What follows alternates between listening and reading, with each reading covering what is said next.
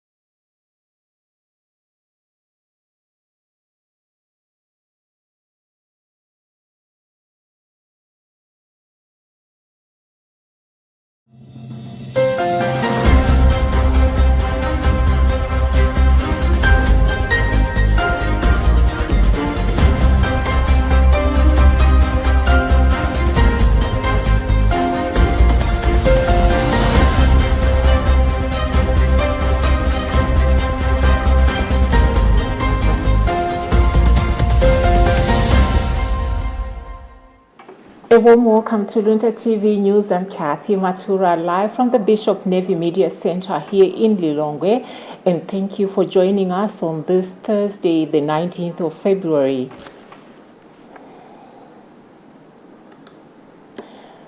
Apologies for the mishap. The 19th of February, the first full day of our Lenten journey, as the dust of Ash Wednesday settles, we are called to reflect on our mortality and our mission to be pilgrims of hope in the Vatican. The Holy Father continues to teach that prayer and fasting are true weapons for peace. A nation reflecting on its faith and a parliament debating its future. These are the stories that shape us. More in the headlines.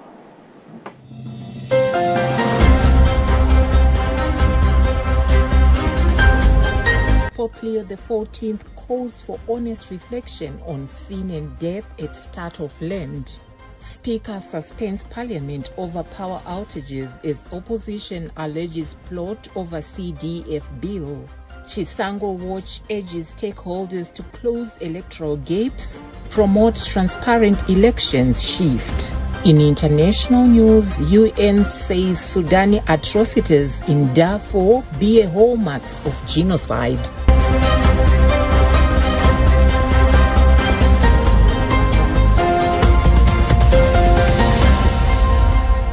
And now we give you the news in detail. Mr. Nyambo, my laptop.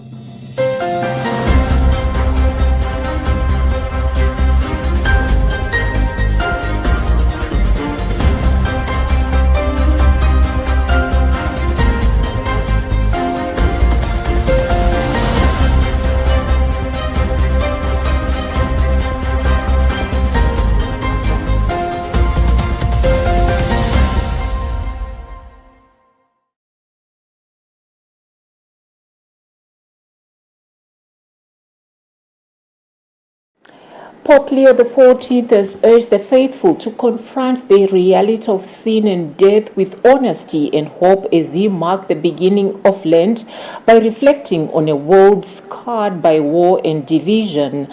Presiding over Ash Wednesday Mass at Rome's Basilica of St. Sabina, the Holy Father reminded worshippers that the ashes placed on their foreheads recall the weight of a world that is a blaze of entire cities destroyed by war. Emmanuel Chiwocha reading a Vatican News report. The Pope said that the condition of the world on Ash Wednesday urges Christians to confront the reality of death and carry its reminder within themselves. He noted that ashes go beyond symbolizing personal mortality, as they also reflect the suffering and destruction present in today's history. Pope Leo described the Lenten season as a meaningful period of communal reflection, emphasizing that in a time when genuine community is becoming rare, Lent brings believers together as a united body that acknowledges its sins. He further explained that sin is both individual and a collective, affecting hearts while also manifesting in a wider system of wrongdoing, including economical, cultural, political, and even religious structures. In this context, he said Lent serves as a call to conversion that goes beyond personal repentance to include the transformation of society. The Holy Father also highlighted that the Lenten journey is about daring to be free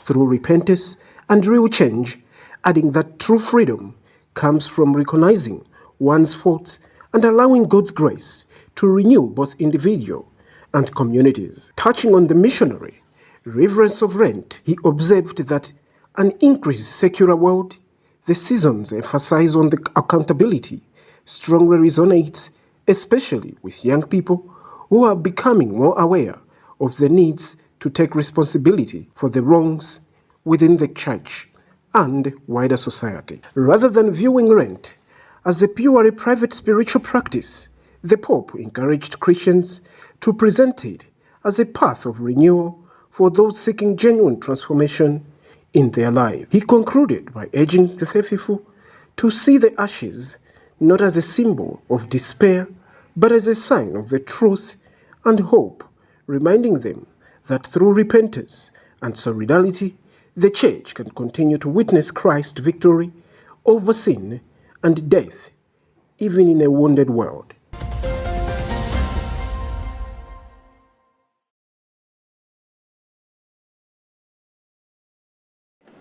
Speaker of Parliament Samia Suleiman on Thursday suspended parliamentary proceedings early after persistent power outages repeatedly disrupted deliberations in the chamber. The Speaker had initially adjourned the sitting to 2 p.m. following an initial blackout, but electricity problems continued even after the House resumed. The blackouts were reportedly caused by a technical fault. We have a report. Representing the main opposition party, Malawi Congress Party MCP whip Moses Kunkuyu, expressed his frustration over the development, alleging that the suspension was meant to block debate on the Constituency Development Fund (CDF) amendment bill. Kunkuyu described the situation as unacceptable, arguing that parliamentary procedure allows the bill to be retabled in accordance with the law. At the heat of the discussion in the morning, when a motion was voted through a voice vote on the floor, which I believe people are able to access and listen to, members on the opposition side felt that the yes had it. But in the Speaker's ears, he got it that the noes had it, and he ruled that the noes had it. And following the rules of the House, should you feel that the ruling of the Speaker has not gone as you would have ruled if you were the Speaker yourself, you can stand, as long as at least 10 members of the side stand and call for a division. That's provided for in the rules. So members rose to call for a division. And we saw members on the other side also rising, including the leader of the House, pronouncing themselves in various ways. And it was in the midst of that debate, or that kind of return of words, that we saw electricity going off. The first breakout occurred in the afternoon shortly before members went on a healthy break. When Parliament reconvened, the House began debating whether the CDF bill should be retabled after the Speaker declared a tie between the yes and no votes and called for a formal division. Another outrage struck, leading to an adjournment until 2:00 p.m. Following lunch, electricity was again lost as members prepared to resume sitting, sparking commotion in the chamber. The repeated disruption ultimately forced the Speaker to suspend proceedings until Friday. Reporting for Luntha News, this is Fales Chizombe. Chisango Watch board member Louis Msiadungu says that Chisango Watch has developed recommendations for key stakeholders to close electoral gaps, strengthen civil society participation, and promote transparent and inclusive elections. Msiadungu made the remarks during the 2.5-day local observers electoral findings consolidation and validation workshop in Lilongwe. More in our report filed by Gift Kalonga. Chisango Watch board member Louis Msiadungu said the organization has developed recommendations for duty bearers to address gaps in electoral process and ensure smooth voter registration and elections. He emphasized that civil society organizations need to begin electoral engagement early, noting that a lack of funding has affected civic and voter education activities since the end of 2019 basket fund support. Msiadungu added that the organization will continue engaging partners and stakeholders while advocating for stronger laws on political financing to promote transparency and accountability in elections. Basically, there are a number of recommendations targeting various stakeholders and not even forgetting our own selves as CSOs.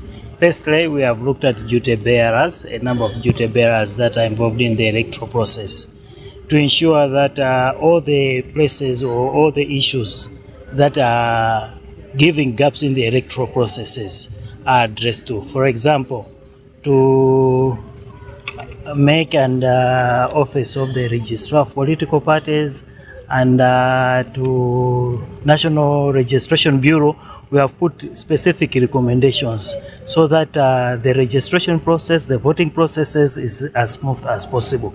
Makoda spokesperson Harriet Kachimanga said there is need for disability disaggregated data across all stages of electoral cycle to help determine the type of support required by persons with disabilities, including assistive devices and targeted interventions.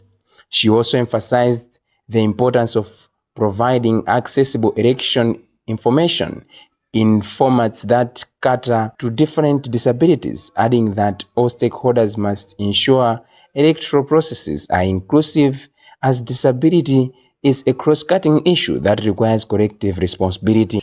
Some of the recommendations that we've made as Makoda regarding persons with disabilities are that there should be disability disaggregated data in as far as all the stages of the electoral cycle are concerned, because any interventions or any assistance that they may require, whether financial or in terms of assistive devices, will be determined based on the data that is provided. For instance, what type of disabilities the registrants they have, or with the number of women with disabilities who are contesting, just as an example. Meanwhile, stakeholders have agreed to continue engaging to develop more recommendations and reforms. For Luntha News in Lilongwe, this is Gift Kalonga.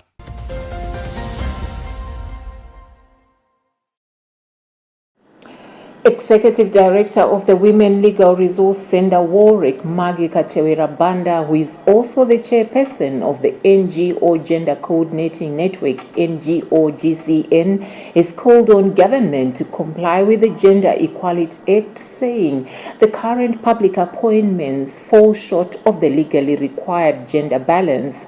In an interview, Banda said women's representation in cabinet currently stands at 23%, far below the 40-60 ratio prescribed by the Gender Equality Act. She described the situation as a serious cause for concern. Judith Organ has filed a report read by Charity Chilanga.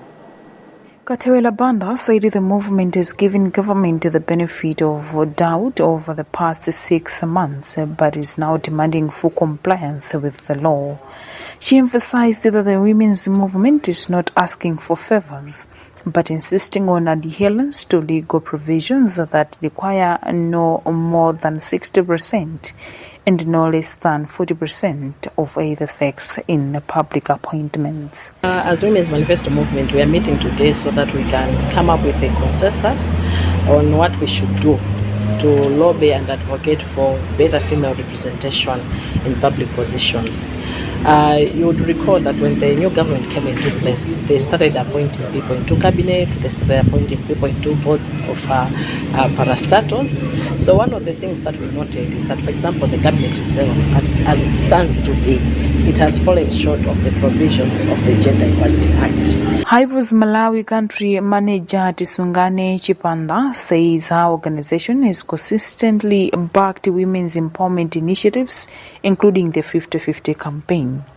Chipanda noted that while some appointments have been made, significant gaps remain in meeting the 60-40 requirement, stressing that civil society will continue to engage authorities to ensure compliance and accountability. As HIVOS, we've always been a proud supporter of women's empowerment, but also gender equality. And for us, it was something that came naturally to us because of the work that we've done in the past to support even from the 50-50 campaign and other engagements that involve empowering women. So we thought that we could support this workshop that is meant to empower women, but also ensure that women are being, the rule of law is being upheld. So that's why we thought to support this convening. The women's movement has since positioned itself to intensify advocacy efforts, warning that failure to comply with the Gender Equality Act undermines the rule of law and the country's commitment to equality.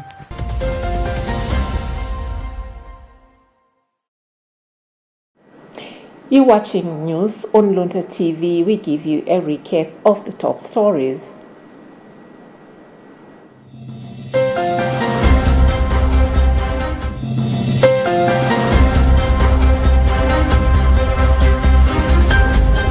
Pope Leo XIV calls for honest reflection on sin and death at start of Lent. Speaker suspends Parliament over power outages as opposition alleges plot over CDF bill. Chisango Watch urges stakeholders to close electoral gaps, promote transparent elections shift. In international news, UN says Sudani atrocities in Darfur be a hallmarks of genocide.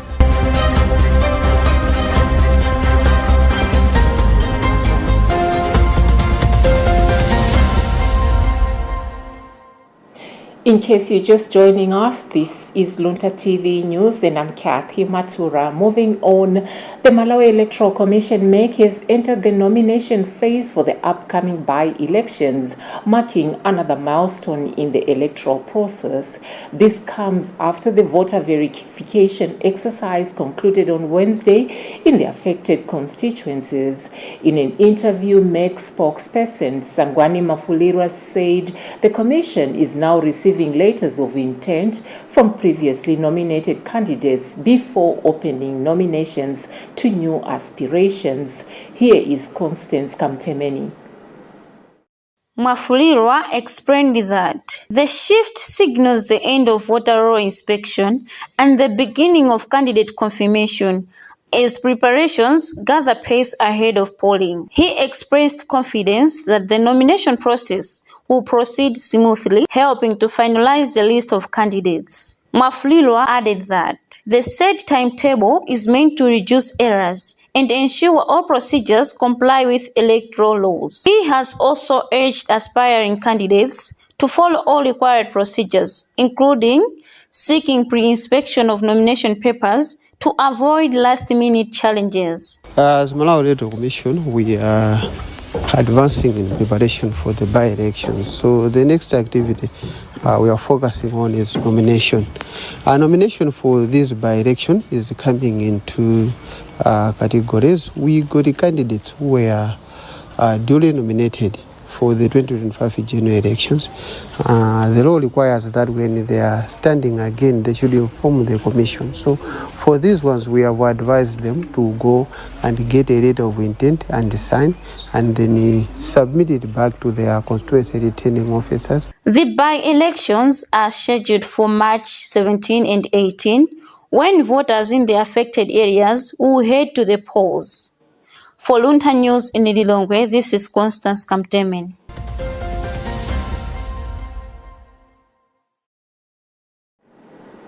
The government has reaffirmed its commitment to implementing sustainable strategies aimed at combating hunger as Malawi continues to experience the adverse effects of climate change on agriculture. According to Principal Secretary in the Ministry of Agriculture, Erica Maganga, the government is promoting irrigation farming at the community level and encouraging farmers to diversify into drought-tolerant crops instead of relying solely on maize. Maganga made the remarks on Thursday during a high-level field visit to traditional authority Kambalame in Salima district, where she inspected the distribution of relief maize to households affected by floods and dry spells. Tanduem Zumara has filed this report. In her remarks, Maganga stressed that diversification is key to helping communities cope with prolonged dry spells and other weather-related shocks. She further advised local leaders to strictly follow beneficiary selection guidelines to ensure that assistance reaches the intended recipients. We are happy that we have seen that there is peaceful distribution of food to the beneficiaries, and it's being done orderly, which is what we expect as government. So our message to the leadership, the chiefs in this area and the DC's office is that government expectation is that these beneficiaries, the distribution will target the intended beneficiaries. We don't want to see people that were not on the register benefiting from this food distribution. We have also encouraged the farmers that when they receive the maize, they should use it for... Salima District Council Chairperson Adam Fazili said the distribution exercise is progressing well, but appealed to government to increase the number of beneficiaries, noting that over 38,000 households in the district are facing hunger. Fazili also urged farmers who purchase subsidized fertilizer late to store it properly and use it during the next farming season. I think we should thank the government this time. This work is almost done, as the government has promised to its beneficiaries.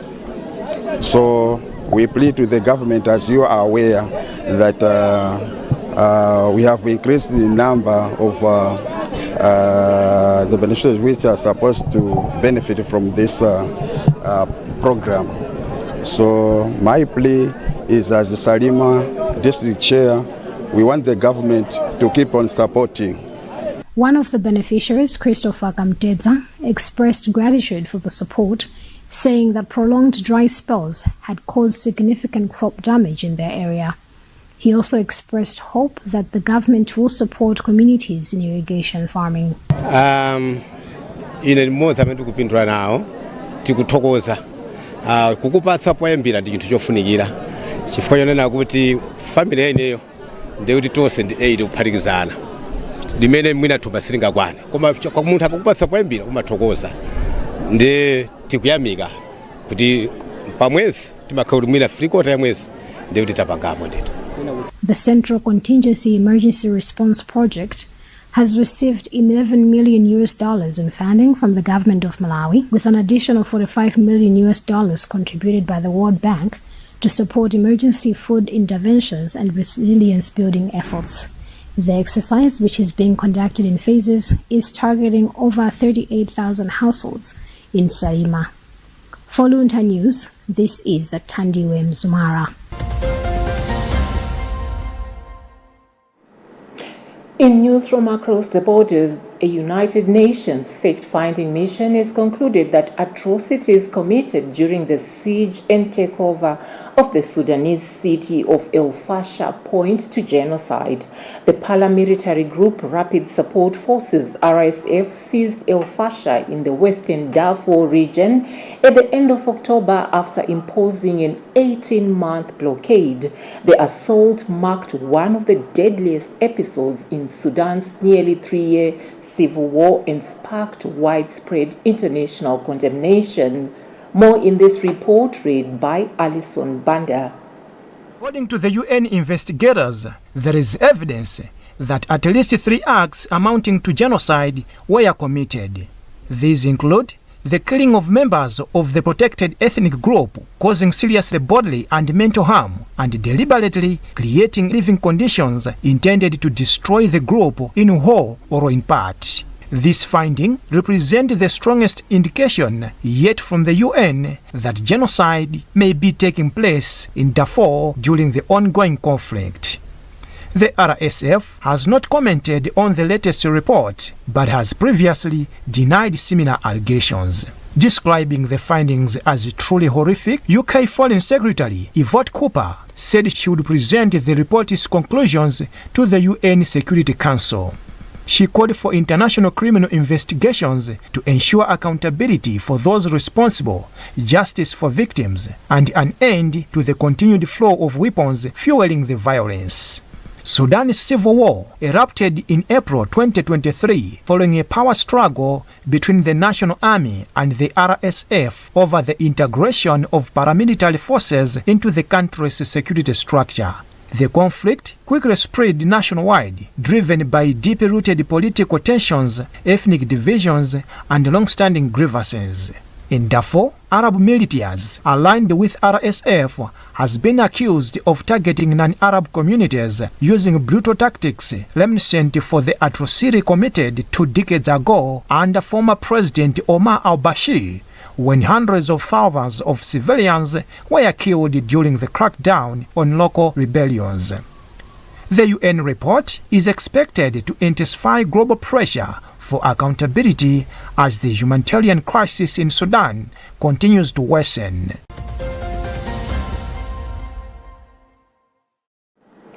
The BBC report updating us on the latest situation on the Sudanese conflict read by Alison Banda brings us to the end of this bulletin.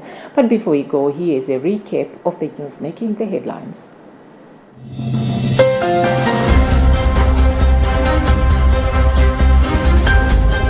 Pope Leo XIV calls for honest reflection on sin and death at start of Lent. Speaker suspends Parliament over power outages as opposition alleges plot over CDF bill. Chisango Watch urges stakeholders to close electoral gaps, promote transparent elections shift. In international news, UN says Sudani atrocities in Darfur bear hallmarks of genocide.